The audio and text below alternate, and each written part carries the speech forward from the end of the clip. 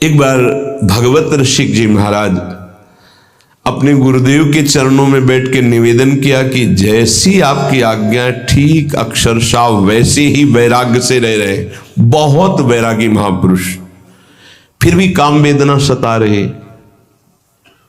इसका क्या हो सकता है? खान पान की कोई व्यवस्था नहीं, माधुकरी वृत्ति से बहुत एकांत प्रिय, बहुत अद्भुत साधना, फिर भी गुरुदेव ये अंदर काम वेदना का करवा ले आओ। उस करवा में गांव में तो उसे अंडी कहते हैं, बड़ा पेड़ होता है, छोटे छोटे उसके ऐसे बीज होते हैं, उससे तेल निकलता है। तो वो बोले करवा ले आओ, ले आए। बोले देखो इसमें तेल तो नहीं है। बोले नहीं। पानी भरा, थोड़ी देर रखा तो तेल आ गया।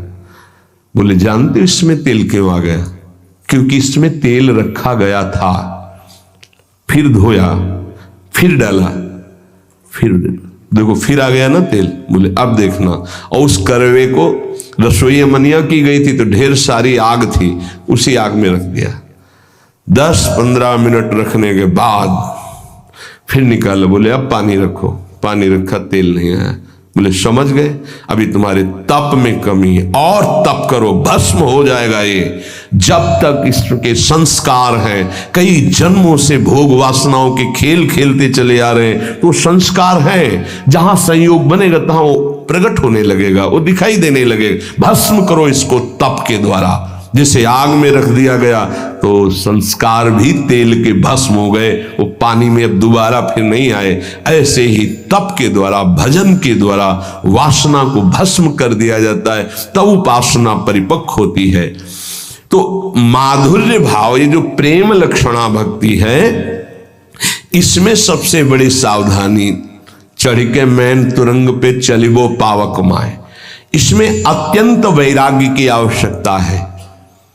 तो जो प्रारंभ से एकदम जुड़े हो, सही दिशा नहीं मिली, गुरुजनों का सही निर्देश सानिध्य नहीं मिल पाया, तो फिर इसी में भटक जाते हैं, इसी में भटक जाते संसार मार्ग में। क्योंकि हृदय में एक द्रवण क्रिया होती है, उस द्रवण क्रिया के लिए वैराग्य की बाढ़ होनी चाहिए, वैराग्य की कसौटी। अगर वैराग्य की बाढ़ नहीं है तो द्रवण क्रिया फैल जाएगी। पहले राग रहित होकर फिर अनुराग में जाया जाता है। तो कह रहे माधुर्य उपासक को चाहिए आरंभ में किसी महापुरुष के निर्देश के अनुसार साधना में पहले लगे। क्या प्रिया प्रीतम का प्रेम रस है, क्या उनका नित्य विलास है, बिल्कुल मतलब नहीं। समझ रहे हो? जो मंत्र दिया, जो उपासना दी, जो पाठ दी, जो दिनचर्या बताई, बस उस पे चलना है। वहां विचार की क्षमता नहीं आपकी। धीरे धीरे धीरे धीरे राग रहित होकर पहुंच जाएंगे आप। अब कैसे समझेंगे आप, कैसे अंदर प्रवेश हो? इसीलिए कहा है प्रथम सुने भागवत भक्त मुख भगवत बानी। क्यों? इतने बड़े महापुरुष भगवत ऋषिक जी ने सीधे क्यों नहीं कह दिया श्री सुख मुख जू बचन सुनावो, तब श्री हरिवंश सुनाम कहावो, मन सुमिरन मिश्रे ने? क्यों भाई, ऐसा क्यों कह दिया? ये जो बात नहीं समझते हैं ना, वो हमारे ऐसे किसी की बात नहीं सुनना, आचार्य वाणी की बात मानो। भीर मिटय भट जमन की, भय भंजन हरि सोय, भय भंजन हरि सोय, भरम भूल्यो भटकत कद, भगवत भक्ति विचार, वेद भागवत प्रीति रति, भक्त चरण धरि भाव, तरत भव सिंधु अगाधा। सेवक जी महाराज, सी सेवक वाणी जू अति अगाध मत गूढ़, बिरलो कोई समझई, हित मार्ग आरूढ़, हित मार्ग आरूढ़, भाव भागवत मिले सब चार, वेद सुस्मृत जो चार अवगाय ले, जब तब पावे सेवक हृदय, जो हित मार्ग उपदेशी है। क्यों कहा? क्योंकि गीता और भागवत की कसौटी पर, वैराग्य और ज्ञान की कसौटी पर जब हृदय कस गया तो माधुर्य रस परोस दिया गया। वो समझ, अभी तो जीवत तो है, देहाभिमान, मैं पुरुष मैं स्त्री, कैसे इस रस का इसीलिए गुरुदेव की आज्ञा पे चलो, रस की बात को मत देखो कि हमारा तो सहचरी भाव आता ही नहीं, ऐसे आ जाएगा। तुमको इससे मतलब नहीं कि सहचरी भाव क्या है, प्रिया प्रीतम का नित्य विहार क्या, तुम्हें साधना से मतलब है। तुम पुरुष समझ रहे हो, हाँ चलो लगो, पहले ककहरा पढ़ो, मात्राएं पढ़ो, पहले उन शब्दावली पढ़ना सीखो, फिर पीएचडी की बात समझ में आएगी। ये वासुदेवा स्वरमिति से पढ़ाई शुरू होती है, ये कोई छोटी मोटी नहीं है। वृंदावन नित्य विहार रस है ये। यहाँ बड़े बड़े ब्रह्म ऋषि भी जहां हार गए, वो ये रस है वृंदावन का प्रेम रस।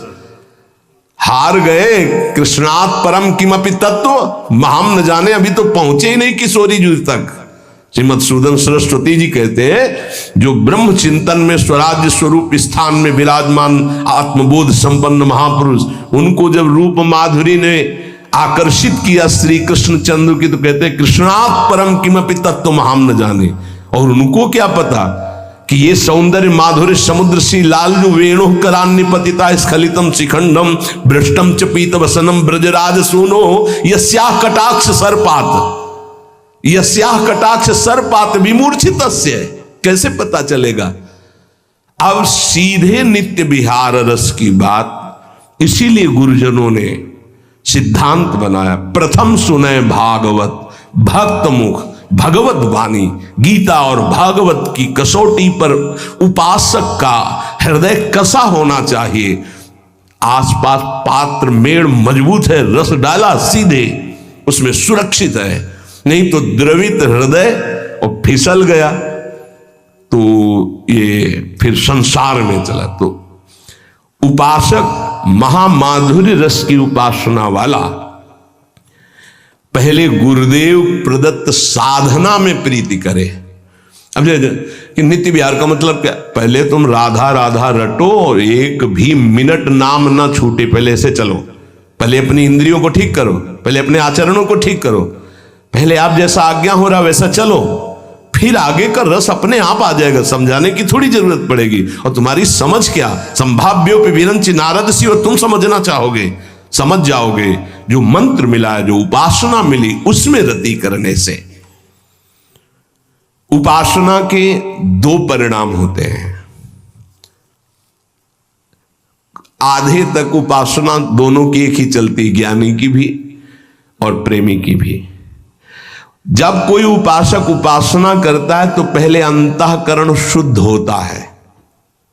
यहां तक सबकी उपासना एक ही चलती है, अंतःकरण शुद्धि। अंतःकरण शुद्ध का मतलब मन में कोई भी सांसारिक संकल्प नहीं रह गया। बुद्धि का निश्चय जो ये था कि इंद्रियों के सहित मन जब भोगों का संयोग करेगा तो हम सुखी हो जाएंगे, खत्म हो गया। बुद्धि का निश्चय है एकमात्र प्रियालाल में ही सुख है। मन संकल्प विकल्प छोड़ दिया संसार के, चित्त की वृत्ति भगवदाकार हो रही है, अहम दासत्व में बदल गया। यह है शुद्ध अंतःकरण भक्त का।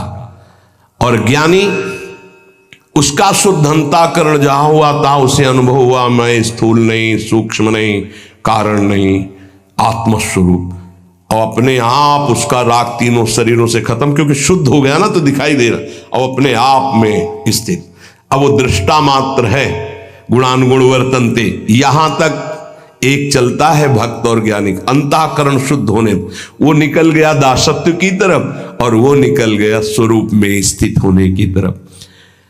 आत्मनिवेदन करने वाला उपासक मोक्ष पदवी की भी इच्छा नहीं रखता, फिर अन्य इच्छाओं की तो बात जाने दो। आत्मनिवेदन आराध्य देव को, ये नवी भक्ति है।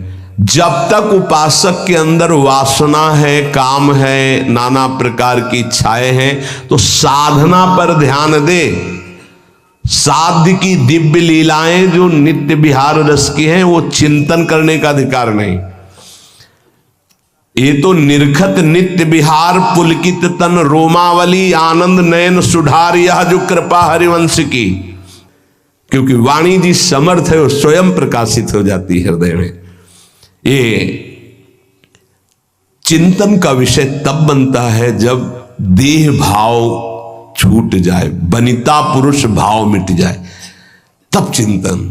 आजवन क्रीड़त श्यामा श्याम, सुभग बनी निस शरद चांदनी, रुचिर कुंज अभिराम, खंडन अधर करत परि। ये चिंतन जो दिव्य भावावेश में अपने सहचरी स्वरूप में वो देख रहा है, सामने निकुंज है, कैसी चांदनी छिटकी हुई है, कैसी सुंदर शैया है, कैसे प्रिया प्रीतम विराजमान, वो सब शोभा। ये अर्थ थोड़ी हो सकता है, अर्थ नहीं हो सकता, ये चिंतन का विषय होता है।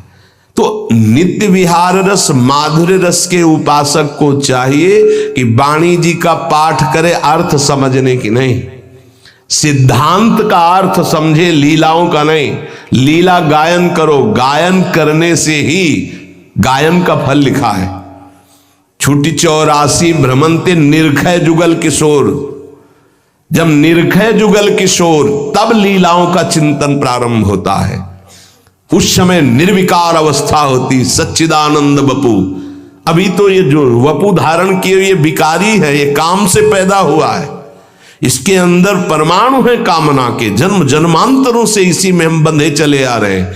इस शरीर की रचना काम से हुई है, संकल्प कामना, चिंतन काम का, संकल्प काम का, कामना, उससे इसकी उत्पत्ति, सृजन ही इसका हुआ है। और जिस देह से सेवा होती उसका भाव से सृजन होता है, ध्यान रखना। वो न संकल्प का है न कामना का देह है, वो गुरु प्रदत्त मंत्र के भाव का देह, उसे भाव देह कहते हैं। विशुद्ध सच्चिदानंद बपू प्रेममय, तब नित्य विहार लीला का चिंतन। जरा सा चिंतन हुआ, हृदय में अद्भुत आनंद आंसुओं की छड़ी लग गई। देखो प्रिया प्रीतम झूल रहे हैं, पैंग बढ़ी तो अबलात सुकुमार डरत मन, वर हिंडोर झकोर तो पुलकी पुलकी प्रीतम उर लागत दयनो उर झकोर। अब अरुझी बिमल माल कंकन सो कुंडल सो कचडोर,